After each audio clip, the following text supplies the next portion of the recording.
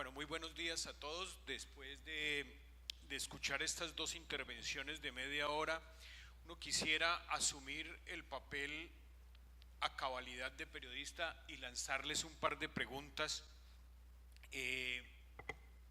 Primero les lanzo las preguntas porque las van analizando. Son realmente dos visiones que quisiéramos conocer de ustedes y tratar de cerrar algunas ideas en torno a las nuevas realidades que presentan las dos exposiciones.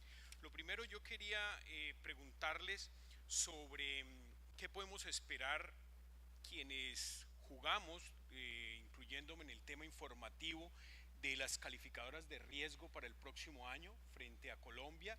Y dos, concretamente, ¿qué podemos esperar de las decisiones del Banco de la República en torno al tema de tasas? Y cuando uno plantea la situación de las nuevas realidades después de escuchar estas posiciones, por lo general, todos los viernes después de las 2 de la tarde tengo que hacer dos lecturas y las hago bastante gustoso para publicarlas al siguiente lunes. Uno es la columna de Paul Krugman, que retomamos en el periódico, y dos, la columna de Alberto, que la venimos sacando hace más de 10 años, y uno encuentra dos cosas. Uno, y siempre traigo a colación un comentario bien interesante que alguna vez le escuché personalmente a Krugman, donde dice, mire, los generadores de información económica se dividen en tres grupos. El primer grupo son los grecorromanos, son estos personajes que arman su discurso, lo confeccionan para papers y explican las cosas, y 6 meses del año hacen anuncios y los otros 6 meses del año aclaran por qué resultaron o por qué no resultaron. Ese es el primer grupo. El segundo grupo son ustedes, lo dice Krugman, los periodistas, los del sub y baja, porque sube el dólar, baja el dólar, sube la inflación, baja la inflación, sube el déficit, baja el déficit. Y el tercer grupo lo componen los bestsellers de aeropuerto, el monje que vendió el Ferrari, cómo ser gerente en 3 días, y a través de estos tres elementos usted compone como las realidades económicas que de una u otra forma determinan lo que la gente consume. Y en este orden de ideas uno se da cuenta, y la mayoría de los aquí presentes se acuerdan que a comienzos de los años 80 hablábamos mucho de los tigres asiáticos, del milagro asiático, terminados más o menos a comienzos de los 90 y muy entrado ya el 2000 empezamos a hablar de los BRICS, Brasil, Rusia, India, China, Sudáfrica. Y en el 2005, en una conferencia en Hong Kong, el CEO en ese momento de la HSBC plantea que hay un nuevo grupo donde recomendaría que todas o la mayoría de las empresas multinacionales deberían tener sus inversiones, los cuales los llamó los CIBETs, en esa digamos tendencia de los grecorromanos de a todo ponerle una sigla.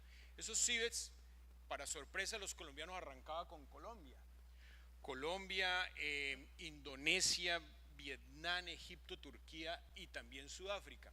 Y uno ve que como se fueron desmoronando un poco los BRICS, a estos CIBETs, después de 10 años de haberse lanzado este enunciado, también se han ido desmoronando.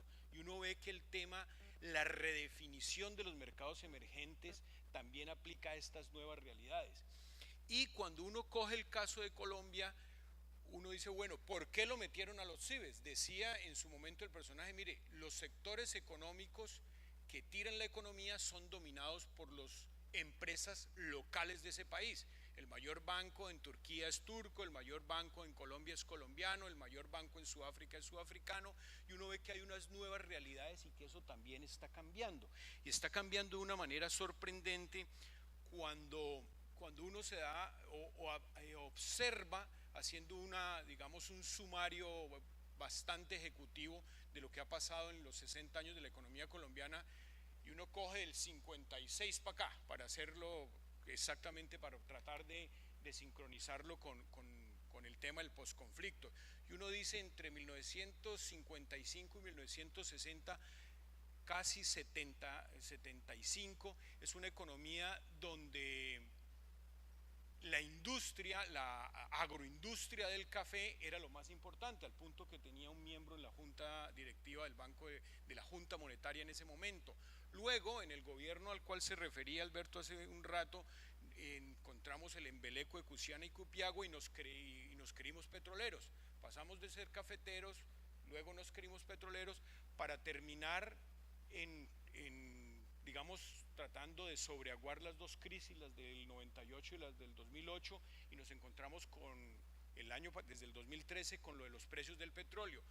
Y hoy sí, nuestras autoridades económicas se encuentran con el limbo de qué somos. No somos cafeteros, no somos petroleros, entonces ¿qué venimos siendo?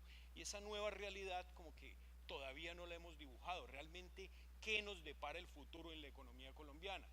Y esa es una de las cosas más interesantes, y ese nuevo futuro quizás lo tengamos que construir con trozos de realidad que en el siguiente panel vamos a tratar, un trozo de realidad de reforma tributaria estructural y lo que ha pasado de agache y seguramente en los próximos 60 días va a ser determinante, y es quién va a dirigir el Banco de la República a partir del 3 de enero. Es fundamental porque se han dirigido desde la Constitución del 91 para acá, se han elegido dos gerentes generales, el doctor Urrutia y el doctor Uribe, pero nos vamos a enfrentar quién va a ser, cómo va a ser la política de tasas y cómo va a ser esa política monetaria y en manos de quién va a estar. Con ese digamos, llamado a que nos enfrentamos a una nueva realidad, quisiera muy brevemente el comentario de Alberto y Alex sobre las firmas calificadoras y el tema de cómo va a ser esa política nacional que podemos aspirar del emisor.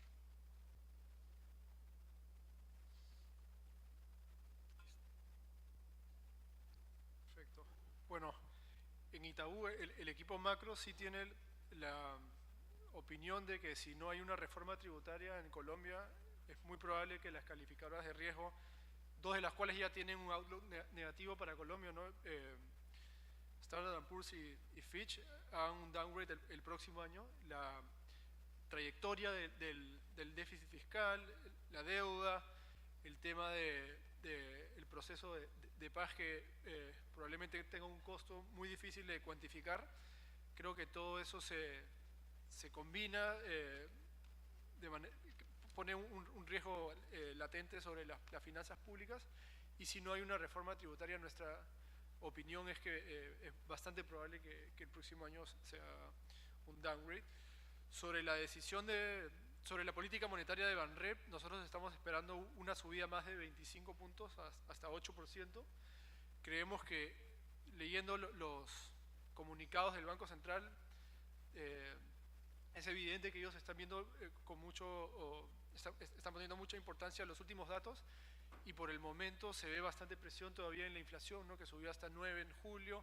Las expectativas de inflación están altas también, y la cuenta corriente, ¿no? que en 2015 cerró por encima de 6, el primer trimestre ha mejorado un poco, pero en el corto plazo debería mantenerse con ese sesgo al alza. Yo como dije durante la presentación, creo que es fundamental para los bancos centrales tener las expectativas de inflación bien ancladas. Un banco central con las expectativas de inflación bien ancladas mejora su credibilidad. O sea, en un momento que más adelante te vaya mal, no solamente tienen más margen de maniobra para reducir tasas, sino que al momento que quieres frenar la inflación te va a ser más fácil hacerlo si es que tienes las expectativas de inflación bien ancladas. Entonces creo que eso es fundamental. En 2017, si es que la inflación se estabiliza, las expectativas se anclan y se ve mejora en el déficit en cuenta corriente, que creo que eso es factible, ¿no? Con el precio del petróleo que comentaba también Alberto, más firme, y la compresión por el lado de las importaciones que ya se observa. Si es que el déficit en cuenta corriente baja, creo que en 2017 podrían haber recortes de tasa para ayudar a la economía. De hecho, los swaps IBR en Colombia están metidos en los precios bajadas de tasa, según la última información que vi. A ver, Fernando, yo creo que esa es la pregunta más importante de la generación. Yo creo que lo que va a pasar en Colombia en los próximos 5 años, que no es algo de lo que estemos preparados, sino que nos va a traer el mundo, porque el otro día yo veía leía un artículo de una universidad, no me acuerdo cuál era, en la que todos estamos muy enfocados en la automatización del sector de servicios del mundo desarrollado. Pero una cosa que no hemos hecho, y ahí sí se pone más grave todavía, es, mire, Fernando, en la planta de Foxconn, que produce los iPhones en las afueras de Shanghai, trabajan 1.1 millones de personas. 1.1 millones de personas. ¿Qué pasa si dentro de 4 años hay un robot con inteligencia artificial lo suficientemente versátil para tomar el trabajo de 500.000 de esas personas? ¿Qué pasa con China? Entonces yo creo que una de las discusiones más importantes que tenemos que tener nosotros no es necesariamente el hueco fiscal de 2017, que es una discusión muy importante, o el hueco fiscal de 2018, o la economía post-conflicto, o la economía post-petróleo, etcétera, sino cómo hacemos para volver a Colombia un país lo suficientemente versátil para poder reaccionar ante estas cosas que son imposibles de predecir y que son incontrolables. Porque una cosa que podría decir uno, bueno, entonces como hay tanta cuestión y tanta competencia y tantas importaciones, entonces cerremos la economía de Colombia, que es básicamente lo que quiere hacer Donald Trump. O sea, el tipo llega a ganar la elección y comienza una guerra económica con China, y Estados Unidos colapsa porque el mayor mercado de General Motors es China. Y por alguna razón este señor Trump, yo no sé si es que no ha entendido o esto es solamente política, Dios quiera que sea solamente política y sea un discurso político para cautivar incautos que piensan que de verdad les van a cambiar la vida, porque el problema del trabajador de la clase media baja de Estados Unidos no es China, sino es la robotización. Es el hecho de que ya no hay peajes en Estados Unidos, es el hecho que uno no le paga a una persona en un supermercado, sino le paga a una máquina. Es el hecho que uno no va al counter de American Airlines, sino que tiene el pasabordo en el iPhone. Todas esas cosas destruyen empleos a diestra y a siniestra, y eso no va a cambiar. Entonces, lo más importante que tiene que entender el país, y esto pues por ejemplo es un mensaje para las autoridades del país, doctor Navarro, para que le cuente a las personas en el legislativo, que aquí es una discusión de mucho más, digamos, mucho más importante que si vamos a subir el IVA 1 o 2%, sino es cómo vamos a hacer para preparar al país para las cosas más importantes que hay. Una de las cosas que yo no entiendo por qué en Colombia no se habla: cambio total del pensum de todos los colegios estatales de Colombia. Y no tenemos que reinventárnoslo. ¿Saben qué? Mandemos una misión de personas, 1 mes y medio a Corea del Sur, 1 mes y medio a Japón, y que miren, copien, copy-paste, nos lo traemos para acá y comenzamos a ver cómo hacemos para cambiar esto. Porque si no lo hacemos, vamos a tener un problema importantísimo. Fernando, si nosotros en Colombia seguimos con una educación que no le da la posibilidad a un niño en un colegio estatal de hacer un algoritmo de aquí a los próximos 10 años, nos vamos a quedar en la pobreza perpetua.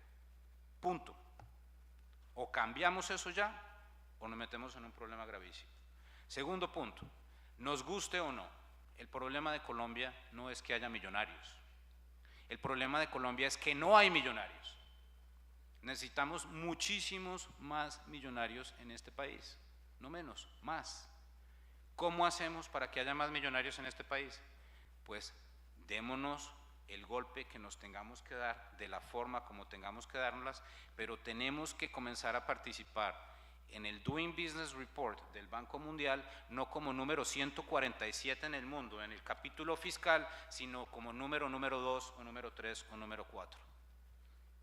¿Cuánto le cobra de impuestos Singapur a las empresas por utilidad? País número 1 del mundo. 15% por utilidades, perdón, 22% es la tasa de utilidades, de impuestos contra utilidades corporativas en Singapur. Hay un documento del doctor Steiner de Fedesarrollo que diferenció entre mediana, grande y pequeña empresa en Colombia, tasa de tributación contra utilidades. En Colombia, la pequeña empresa que decidió volverse legal, que está pagando las prestaciones, que está pagando, etcétera, está pagando tasa de tributación contra impuestos del 125%. No puede ser. Esto tiene que cambiar, nos guste o no, y es una discusión que tiene que trascender el cortoplacismo de si tenemos que cobrar más impuestos en el lado del IVA o no. Tenemos que arreglar el sistema tributario de Colombia si queremos lograr tener una economía que vaya a resistir lo que se nos viene, porque esto no es solamente el shock del petróleo, esto no es el shock del mundo, esto no, es el shock de la humanidad que está viendo cambios violentos en este momento, y que la única cosa que podemos hacer para alistarnos para eso es cambiar todo el sistema, desde el punto de vista de educación, desde el punto de vista de incentivos tributarios, de gobierno, desde el punto de vista de regulación. No puede ser posible que sigamos teniendo estas demoras en las licencias previas, tenemos que cambiar eso. No puede ser que tengamos tantas demoras en infraestructura. Hay que cambiar absolutamente todo y volver el país versátil para poder enfrentar lo que se nos viene, porque está cambiando todo a toda velocidad. Mil gracias y damos por terminado este primer bloque de conferencias.